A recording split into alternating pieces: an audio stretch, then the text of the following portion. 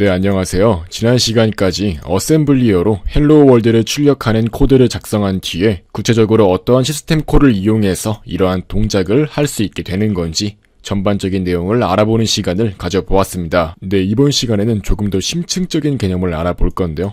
바로 시스템의 구조에 대해서 이해하는 시간을 가져보려고 합니다. 이게 가장 기본적인 메모리 구조라고 할 수 있는데요. 지금 보시면 이렇게 0부터 시작해서 2의 32제곱 마이너스 1까지 영역이 나누어지는 걸 알 수가 있는데요. 이제 이거 같은 경우는 32비트 운영체제라고 할 수 있는 거고요. 사실 지금 현재 많이 사용되는 64비트 같은 경우도 이렇게 메모리 구조 같은 건 거의 흡사하기 때문에 이걸로 공부하셔도 상관이 없습니다.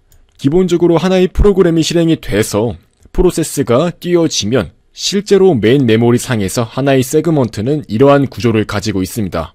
보면 스택이라는 게 있죠. 이게 우리가 시스템 해킹을 공부하면서 가장 많이 듣게 될 스택 영역이라는 거고요. 스택이란 건 기본적으로 먼저 들어간 건 나중에 나오는 형태를 말해요. 바로 이런 식으로 이렇게 들어와서 이렇게 차곡차곡 쌓이게 되는데 가장 마지막에 들어온 게 이렇게 먼저 나갈 수 있는 형태를 스택이라고 말하죠. 이제 이러한 스택 영역 같은 경우는 우리가 어떠한 함수를 호출할 때마다 이 스택에 어떠한 정보가 쌓이게 되는 건데요. 전반적인 내용을 살펴보도록 할게요.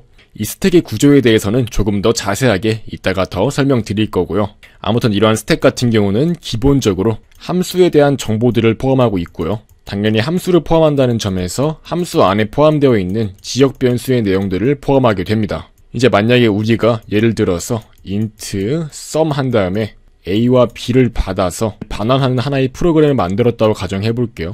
이제 이런 식으로 만들게 되면은 이 a와 b는 이 sum이라는 함수 안에서만 사용되는 지역 변수라고 할 수 있죠. 즉 이렇게 어떠한 함수를 호출할 때마다 우리의 메모리 상에 있는 스택 영역에 쌓이게 되는 건데요. 실제로 이 부분에서 가장 취약점이 많이 노출이 되고 버퍼 오버플로 같은 공격들을 실행할 수 있는 영역이라고 할 수 있습니다.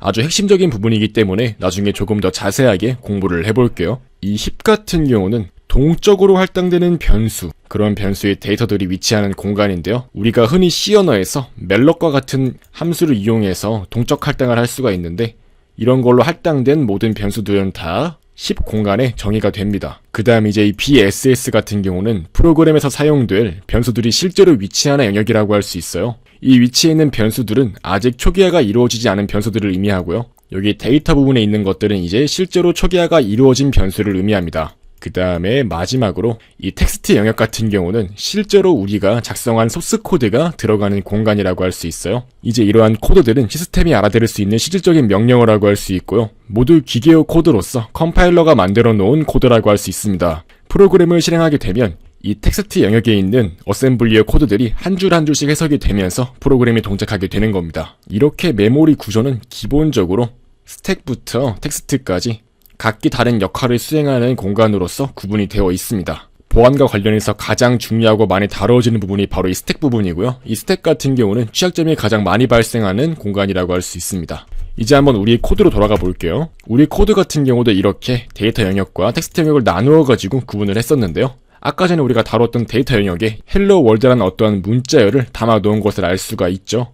즉 바로 아까 전에 그렸던 그림에서 이 데이터 부분에 헬로 월드란 메시지가 들어가게 되는 거고요. 그 다음에 이제 텍스트 부분에는 한 줄 한 줄씩의 코드들이 들어가게 되는 거예요. 이렇게 위에서부터 한 줄씩 읽으면서 실질적으로 어떠한 시스템 콜들을 불러오고 우리한테 어떠한 내용들을 출력해주고 그러한 전반적으로 프로그램이 동작하는 과정들을 전부 다 여기에서 작성하게 되는 겁니다. 이렇게 메모리 구조를 이해함으로써 실질적으로 어떻게 우리가 작성한 코드가 돌아가게 되는 건지 정확하게 이해할 수가 있는 거고요.